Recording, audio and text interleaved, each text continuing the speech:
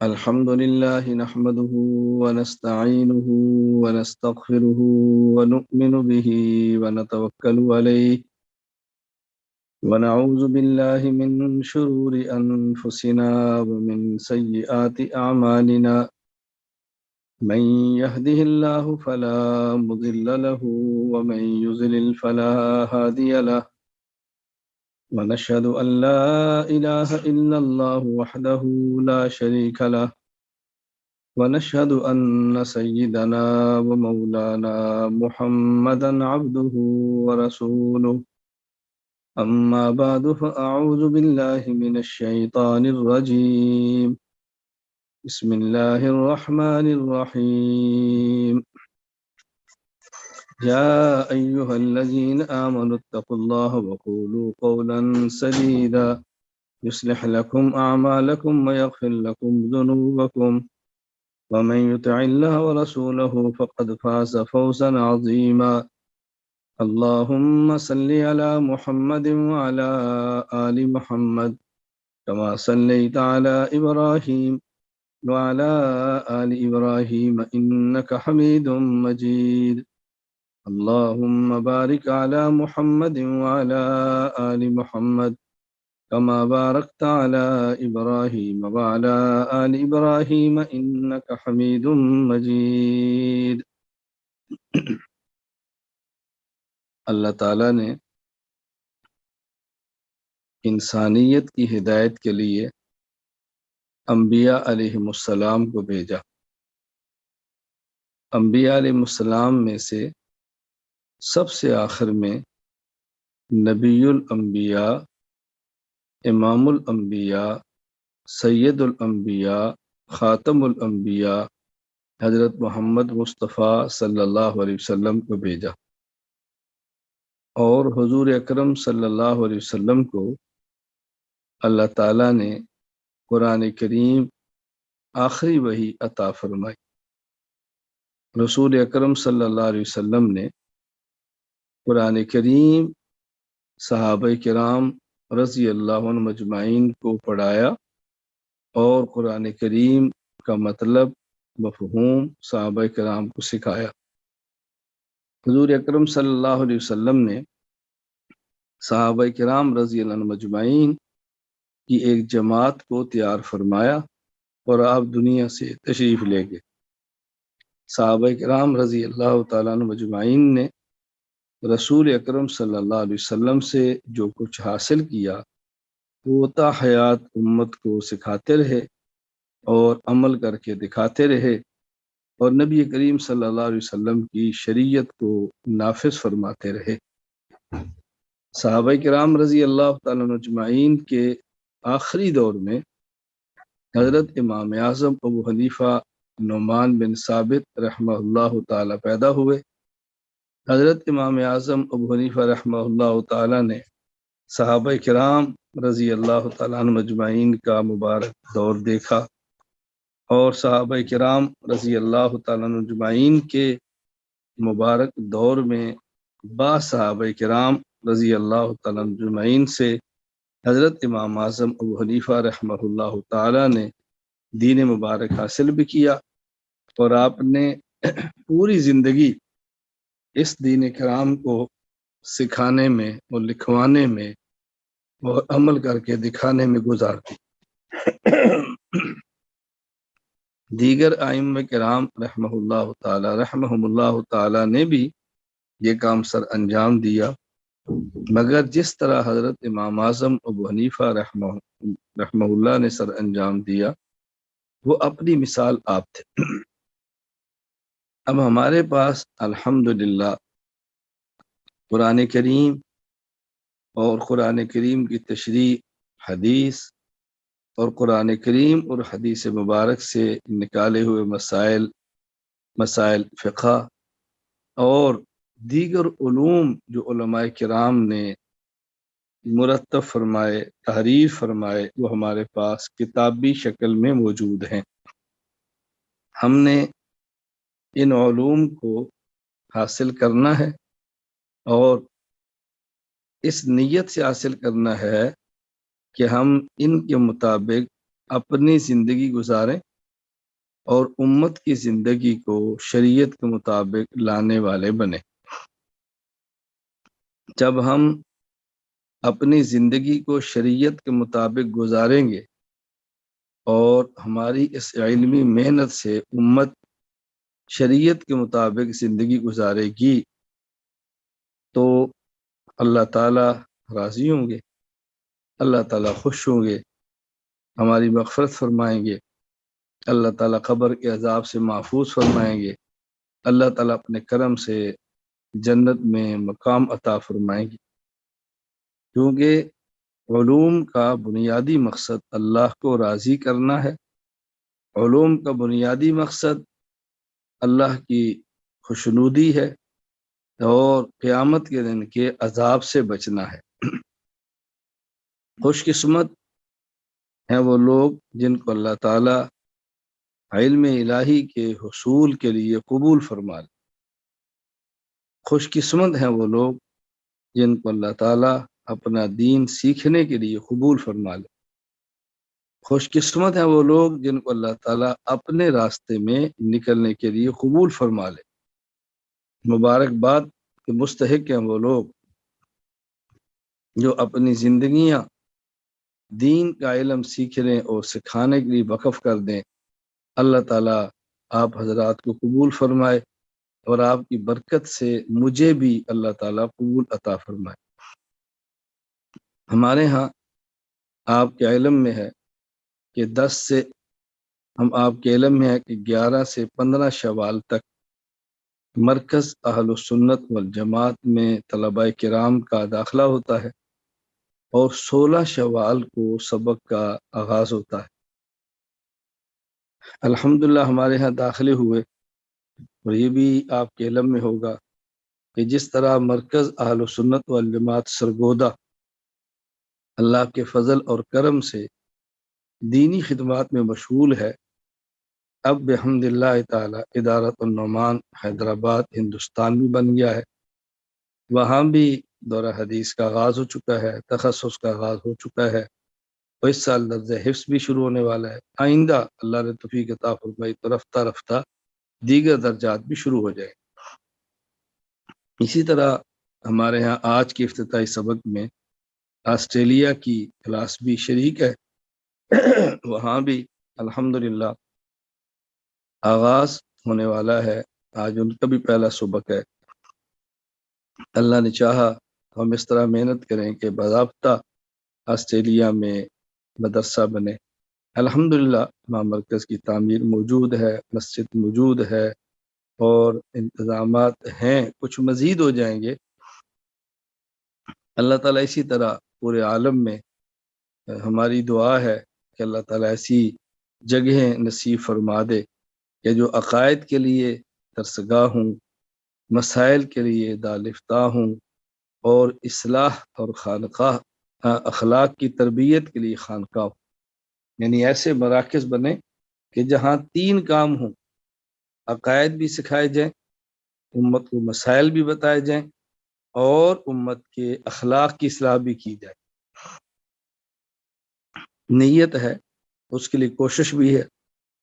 آپ دعا فرمائیں کہ اللہ تعالیٰ قبول فرما لے کہ دنیا کے ہر ملک میں ایسے اللہ تعالیٰ مراکز عطا فرما دیں جو عقائد کے سیکھنے کے لیے درسگاہ ہوں، مسائل کو پڑھنے اور سمجھنے کے لیے دارالافتاء ہوں، اور اخلاق کی تربیت کے حوالے سے وہ خانقاہ ہوں۔ اللہ تعالیٰ فرمائے گا۔ تو اس وقت ہمارے اس پہلے سبق میں باضابطہ جو حضرات شریک ہیں وہ ہندوستان ادارت النعمان کے طلباء ہیں، اور اسی طرح آسٹریلیا کے طلباء ہیں، اور مرکز اہل السنت والجماعت سرگودہ کے طلباء ہیں۔ تو میں اس وقت براہ راست جو مخاطب ہوں وہ ان 3 ملکوں کے طلباء کرام سے ہوں۔ اس کے بعد ہمارا ایک 2 سال کا نصاب ہے علم دین، انشاءاللہ ان سے بھی گفتگو ہوگی آج شام کو۔ اس میں کئی ممالک کے کئی 100 طلباء کرام شریک ہیں، اللہ تعالیٰ قبول فرما لے۔ تو ہمارا جو نظم ہے 11 سے 15 شوال داخلہ ہوتا ہے، 16 شوال سبق کا افتتاح ہوتا ہے، تو آج یوں سمجھیں کہ تمام طلبہ کرام کا یہ پہلا سبق ہے، یہ پہلا سبق ہے، تو اس کو محض بیان نہ سمجھیں بلکہ اس کو اپنا سبق سمجھیں، اور باضابطہ کتب انشاءاللہ صبح بوقت تہجد آغاز ہو جائے گا، کیونکہ آپ کے علم میں ہے کہ ہمارے مرکز اہل سنت والجماعت میں تمام طلبہ کرام وہ درجہ حفظ کے ہوں یا درجہ کتبی ہوں یا درجہ تخصص فی العقائد الاسلامیہ کے ہوں، درجہ تخصص فی الافتاء کے ہوں، ان کا پہلا سبق وہ فجر کی نماز سے پہلے اور فجر کی اذان کے بعد ہوتا ہے، یعنی تہجد ادا کرنے کے بعد فجر کی اذان کے بعد پہلا سبق ہوتا ہے، اور انشاءاللہ صبح ہو انشاءاللہ۔ میں نے چند ایک باتیں آپ کی خدمت میں عرض کرنی ہے، اس کو توجہ سے سنیں اور اس کو پھر سمجھیں، اپنی زندگی میں لانے کی کوشش کریں۔ چونکہ ہم نے کتب پڑھنی ہے تو سب سے پہلے کتاب کو سمجھیں، کتاب کو سمجھیں، یعنی جس کتاب میں جو چیزیں پڑھائی جا رہی اس کو ہم نے سمجھنا ہے۔ کتاب کو سمجھنے کے لیے ضروری ہے، نمبر ایک، طالب علم سبق میں آنے سے پہلے رات کو جو سبق کل پڑھنا ہے اس کا رات کو مطالعہ کرے۔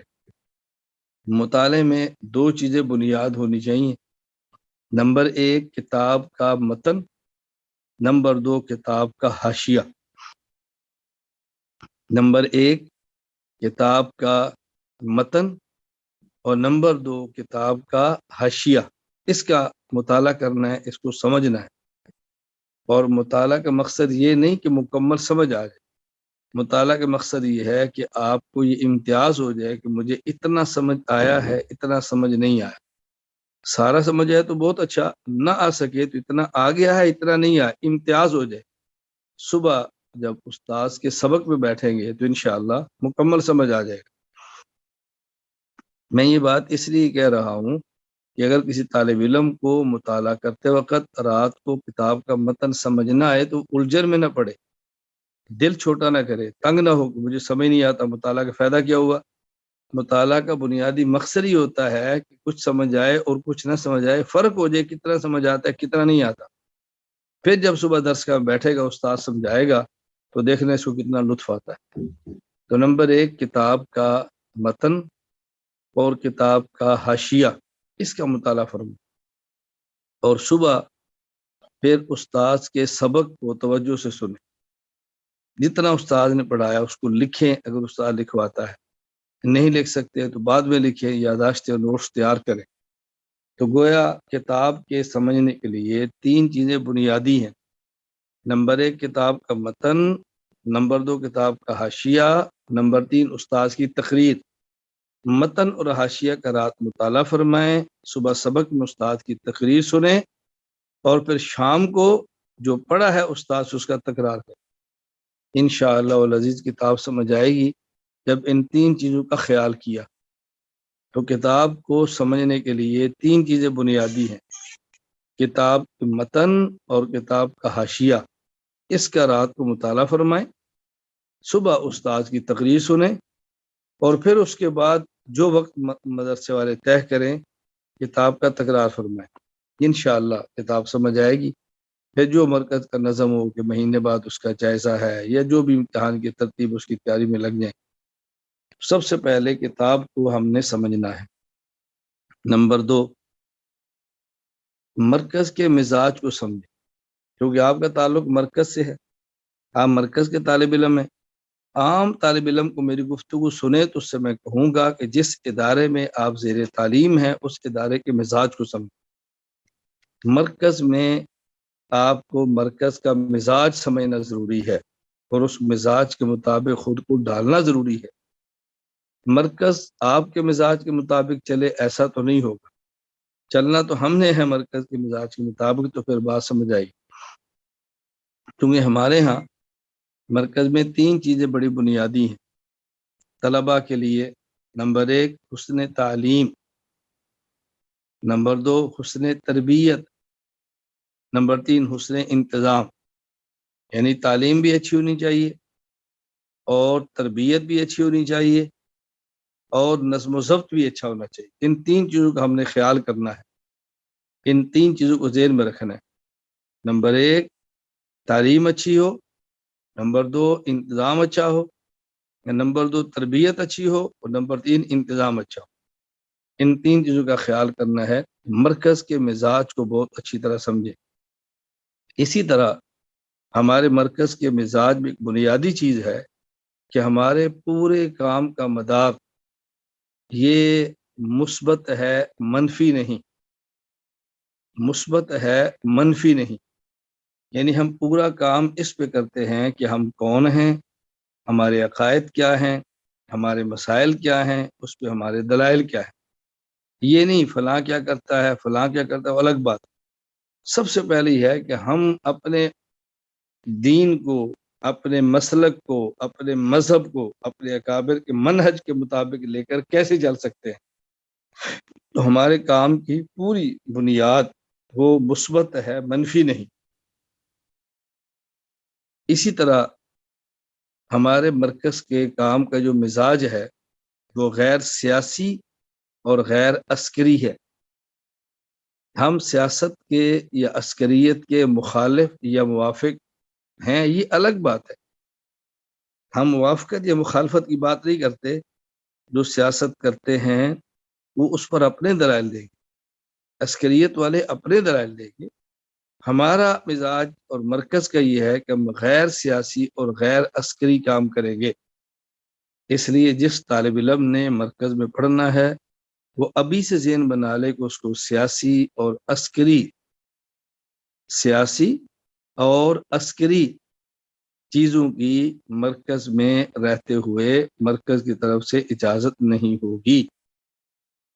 مرکز میں رہنا ہے تو غیر سیاسی اور غیر عسکری بن کے رہنا ہے، خالص علمی ماحول آپ نے پیدا کرنا ہے۔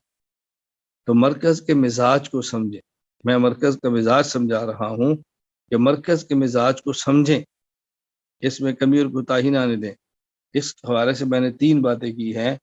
نمبر 1 حسن تعلیم، حسن تربیت، حسن انتظام۔ یہاں تعلیم بھی اچھی ہوگی، تربیت کا خیال ہوگا، اور پھر انتظام منتظم مزاج کے ساتھ چلے۔ اسی طرح ہمارا کام مثبت ہے، منفی نہیں۔ اسی طرح علمی ہے، خالص سیاسی اور عسکری نہیں۔ مرکز کے مزاج کو سمجھیں گے، اس کے مطابق رہیں گے تو آپ کے لیے کام کرنا بہت آسان ہو جائے گا۔ نمبر 3 استاذ کے مزاج کو سمجھیں۔ جس استاذ کے پاس آپ پڑھتے ہیں آپ اس کو سمجھیں۔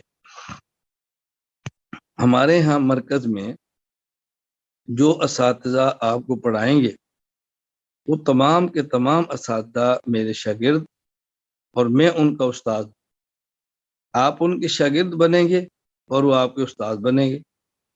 تو جس طرح وہ اساتذہ مرکز میں میرے مزاج کے مطابق رہتے ہیں، آپ نے آگے ان کے مزاج کے مطابق چلنا ہے۔ اور میں ابھی زندہ ہوں، آپ سے گفتگو کر رہا ہوں، تو آپ نے اس حوالے میں سب سے اہم یہ ہے کہ میرے مزاج کو سمجھنا ہے۔ ہمارے ہاں تخصص کے لیے علماء کرام تشریف لاتے ہیں۔ میں بطور خاص ان علماء کرام کی خدمت میں عرض کرتا ہوں کہ آپ پورا سال میرے پاس رہیں اور علمی قابلیت حاصل کر لیں اور میرا مزاج لے کر نہ جائیں تو آپ نام کے مرکز کے متخصص ہوں گے، در حقیقت آپ ہمارے متخصص نہیں ہوں گے۔ اور اگر آپ میرا مزاج لے کر چلے گئے تو آپ پھر صحیح معنوں میں متخصص بنے گے۔ میں وقتاً فوقتاً دینی امور کے حوالے سے اپنے مزاج کے مطابق آپ کو ڈالنے کی کوشش کروں گا، آپ کو بتاتا رہوں گا کہ ہمارا مزاج کیا ہے۔ اس میں بہت ساری چیزیں ہیں جو بہت سمجھنے والی ہیں، تو استاد کے مزاج کو سمجھیں۔ میں ایک بات بطور مثال کے عرض کر دیتا ہوں۔ چند دن قبل میں ایک ملک میں تھا تو کچھ علماء تشریف فرما تھے۔ ایک عالم نے مجھ سے سوال کیا کہ وہ علماء جو فرقہ ہے باطلہ یا فرقہ ہے ضالہ کو لے کر مشترکہ طور پہ دین کا کام کرتے ہیں، ان کے بارے میں نا مجھ سے اس نے کہا کہ فرقہ ضالہ اور فرقہ باطلہ کو ساتھ ملا کر کام کرنا کیسا ہے؟ تو میں نے ان سے کہا کہ آپ مجھ سے میری پالیسی پوچھ رہے ہیں یا جو علماء کر رہے ہیں ان کے بارے میں پوچھ رہے ہیں، تو باتیں الگ ہے نا۔ اگر آپ مجھ سے میری پالیسی پوچھتے ہیں تو میں آپ بتاؤں گا، اور جو علماء اس طرح کام کر رہے ہیں ان کے بارے میں پوچھیں گے تو ان کے خلاف بولنا میرا مزاج نہیں ہے۔ ہماری ضرورت نہیں ہے، ہم ساتھ نہیں ملاتے، ان کی ضرورت ہوگی وہ ملاتے ہیں۔ اپنی ضرورت پر وہ دلائل پیش کریں گے، ان کے بارے میں مجھ سے نہ پوچھیں، آپ ان کے بارے میں ان سے رائے لیں، وہ اپنی پالیسی پر بہتر رائے ارشاد فرما سکتے ہیں۔ اب دیکھو نا، یہ ہمارا مزاج ہے، یہ ہمارا مزاج ہے کہ ہم اپنی ترتیب کو دوسرے پر مسلط نہیں کرتے اور دوسرے کی ترتیب کا خود کو پابند نہیں کرتے۔ اسی طرح ہمارے یہاں کام کا مزاج ہے کہ ہم فقہی معاملات میں، اجتہادی امور میں جو ہمارا ذوق ہے اکابر کا اور صحیح ذوق ہے، اجتہادی امور میں اپنی رائے کو لے کر چلتے ہیں اور دوسرے کی رائے پر ہم بحث نہیں کرتے، پابند نہیں کرتے۔ ان کی اپنی رائے، ہماری اپنی رائے، اپنی رائے پر عمل کرتے ہیں، دوسرے کی رائے کا احترام کرتے ہیں۔ تو جہاں آپ نے رہنا ہے خصوصاً مرکز میں، تو یہاں مرکز میں رہتے ہوئے اساتذہ کرام کے مزاج کو سمجھیں۔ اگر آپ اساتذہ کرام کے مزاج کو سمجھ کر چلیں گے تو آپ کو پڑھنے میں دقت نہیں ہوگی، آسانی ہوگی۔ نمبر 4، مرکز میں رہتے ہوئے کوشش کریں بلا ضرورت مرکز سے باہر نہ نکلیں، خواہ وہ چھٹی کا وقت ہو اور خواہ چھٹیوں کا وقت ہو۔ ایک ہوتا ہے چھٹی کا وقت، ایک ہوتا ہے چھٹیوں کا وقت۔ ایک تو یومیہ ہے، عصر سے مغرب چھٹی ہے، تو کوشش کریں مرکز کے اندر رہیں۔ بہت وسیع گراؤنڈ موجود ہے کھیلنے کے لیے، بہت وسیع لان موجود ہے بیٹھنے کے لیے، سب انتظامات ہیں۔ سڑک کی طرف نہ جائیں، بازار کی طرف نہ جائیں، باہر نہ جائیں جس حد تک ممکن ہو۔ اسی طرح جب چھٹیاں ہوتی ہیں 3 دن کی، یا جمعے کی چھٹی ہے، یا کسی امتحان کی چھٹی ہے، یا اور کوئی چھٹی ہے، تو اس میں بھی کوشش کریں مرکز میں رہنے کا مطلب مرکز کی ترتیب کے مطابق مرکز میں رہیں یا گھر میں رہیں، آوارہ گردی نہ کریں، باہر نہ گھومیں، گناہوں کے مقامات پر نہ جائیں۔ اس سے طالب علم کے مزاج میں فساد آتا ہے اور دینی تعلیم حاصل کرنے میں دشواریاں پیش آتی ہیں، گناہوں کا مزاج بنتا ہے۔ نمبر 5، زمانے طالب علمی کو سائنچہ سمجھیں۔ زمانے طالب علمی کو سائنچہ سمجھیں۔ جس طرح اینٹ تیار کرنے لوہے کا سائنچہ بنایا جاتا ہے اور اس میں مٹی ڈالتے ہیں، اینٹ تیار ہوتی ہے۔ سائنچہ سیدھا ہو، اینٹ سیدھی ہے، وہ ٹیڑھا ہو تو اینٹ ٹیڑھی ہے۔ زمانہ طالب علمی زندگی بھر کے لیے سائنچہ ہے۔ جو اچھی عادات زمانہ طالب علمی میں پڑ جائیں وہ موت تک انسان کا ساتھ دیتی، اور جو گندی عادات زمانہ طالب علمی میں پڑ جائیں وہ موت تک انسان کا ساتھ نہیں چھوڑتی۔ اس لیے زمانہ طالب علمی میں اپنی عادات اچھی سے اچھی بناؤ اور بری سے بری عادات سے ہم بچیں۔ اپنا مزاج بنائیں تہجد، اپنا مزاج بنائیں اشراق، اپنا مزاج بنائیں اوابین، اپنا مزاج بنائیں ذکر، اپنا مزاج بنائیں تلاوت، اپنا مزاج بنائیں اچھے اخلاق، اپنا مزاج بنائیں تواضع، عاجزی، عبادات۔ تو زمانہ طالب علمی کو سائنچہ سمجھیں، بس اس میں خود کو معمولات کا پابند بنانے کی کوشش کریں۔ میں طلبہ کرام کو صرف ترغیب دینے کے لیے بات عرض کیا کرتا ہوں کہ میں نے جب ابتداءً درجہ کتب میں پڑھنا شروع کیا تو پہلے دن حضرت استاد محترم مولانا محمد اسلم شیخ پوری نبر اللہ مقدہ نے ہمیں اشراق کی عادت ڈالی، اور آج دیکھیں کتنے سال گزر گئے۔ 85 میں نے درجہ اولا کیا، 85 میں کتنے سال گزر گئے، 95، 5، 15، 30، اور اس کے بعد اب 37، 38 سال ہونے والے ہیں۔ الحمدللہ اشراق کی نماز میری چل رہی ہے۔ کبھی سفر میں کوئی جہاز کا ایسا سفر ہو کہ ممکن نہ ہو، مگر الحمدللہ اکثر مقامات میں ایئرپورٹس پر بھی اللہ تعالیٰ توفیق عطا فرما دیتے۔ تو ایک مزاج بنا لیں۔ زمانے طالب علمی سے تہجد کی عادت پڑی تھی، اللہ کا کرم ہے کہ چل رہی ہے۔ تو جو عادات زمانہ طالب علمی سے ڈال لیں گے مزاج بن جائے گا۔ تو زمانہ طالب علمی کو سائنسہ سمجھو، اس کے اندر کوشش کریں اپنے آپ کو شریعت کا پابند کریں، نوافل کا پابند کریں، اذکار کا پابند کریں، تلاوت کا پابند کریں، مطالعہ کا عادی بنائیں، تکرار کا عادی بنائیں، کتاب کو سمجھنے کا ذوق پیدا فرمائیں، اس کا بہت خیال کریں۔ طالب علم کو بہت اہتمام کرنا چاہیے۔ اللہ تعالیٰ مجھے اور آپ کو بات سمجھنے کی توفیق عطا فرمائے۔ کہ میں نے آج کی مجلس میں آپ کی خدمت میں 5 باتیں عرض کی ہیں۔ نمبر 1، کتاب کو سمجھیں، اس کے لیے متن اور حاشیہ مطالعہ فرمائیں، صبح استاد کی تقریر توجہ سنیں اور شام استاد کی تقریر کا تکرار کریں۔ نمبر 2، مرکز کے مزاج کو سمجھیں۔ نمبر 3، استاد کے مزاج کو سمجھیں۔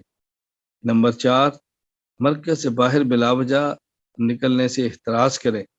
نمبر 5، زمانہ طالب علمی کو سائنسہ سمجھیں، اس عمر میں خیر کی عادات ڈالیں۔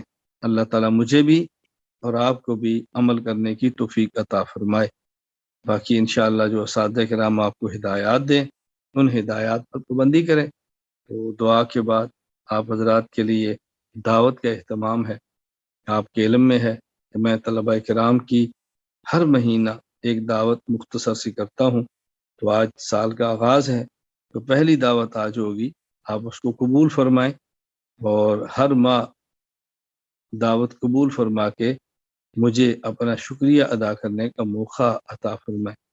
یہ آپ کا احسان ہے ہمارے اوپر کہ آپ ہماری دعوت کو قبول فرماتے ہیں۔ اللہ تعالیٰ مجھے اور آپ سب کو دین متین کی خدمت کے لیے قبول فرما لے۔ الحمدللہ رب العالمین والصلاة والسلام علی رسولہ وعلی آلہ واصحابہ اجمعین۔ یا اللہ، یا کریم اللہ، ہمارے گناہوں کو معاف فرما دے۔ اے کریم اللہ، ہماری خطاؤں سے درگزر فرما دے۔ اے کریم اللہ، ہماری حاجات کو پوری فرما دے، ہماری ضروریات کو پورا فرما دے۔ یا اللہ، تقاضوں کو پورا فرما دے۔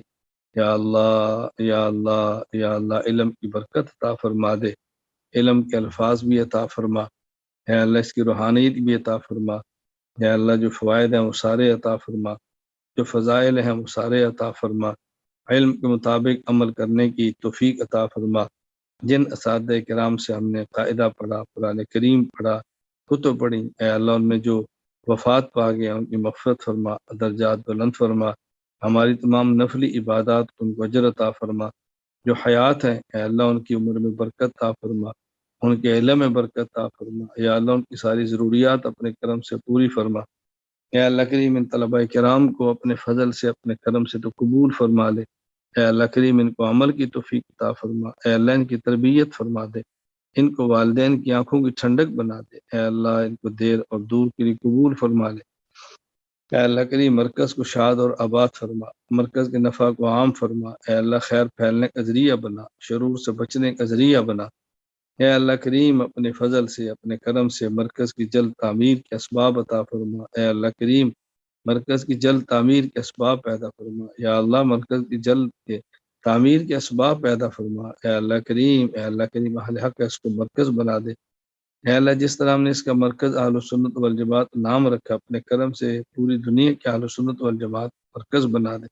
اے اللہ اس کو مرجع عوام و خواص بنا دے۔ اے اللہ کریم، اے اللہ کریم، اے اللہ کریم اپنے فضل سے اہل خیر کو متوجہ فرما، اہل ذکر کو متوجہ فرما، اہل علم کو متوجہ فرما۔ اے اللہ طلبہ کرام کے قلوب کو متوجہ فرما۔ جو طلبہ تشریف لائے ہیں ان کی صحیح خدمت کرنے کی توفیق عطا فرما۔ یا اللہ ان طلبہ کی خدمت کی توفیق عطا فرما۔ اے اللہ کریم ان طلبہ کی تربیت کی توفیق عطا فرما۔ اے اللہ انتظامی مزاج بنانے کی توفیق عطا فرما۔ اے اللہ کریم اپنے فضل سے، اپنے کرم سے تو ہم سے راضی ہو جا۔ یا اللہ تو ہم سے راضی ہو جا۔ جو اساتذہ کرام یہاں مرکز میں پڑھا رہے ہیں یا اللہ تو ان کو اپنی شان کے مطابق اجر عطا فرما۔ اے اللہ کریم ان کو صحت عطا فرما۔ اے اللہ ان کو عافیت عطا فرما، ان کی ساری ضرورتیں اپنے فضل و کرم سے پوری فرما۔